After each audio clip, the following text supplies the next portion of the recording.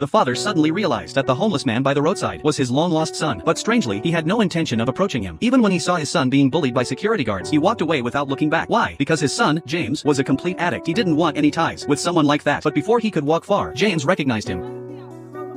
Dad?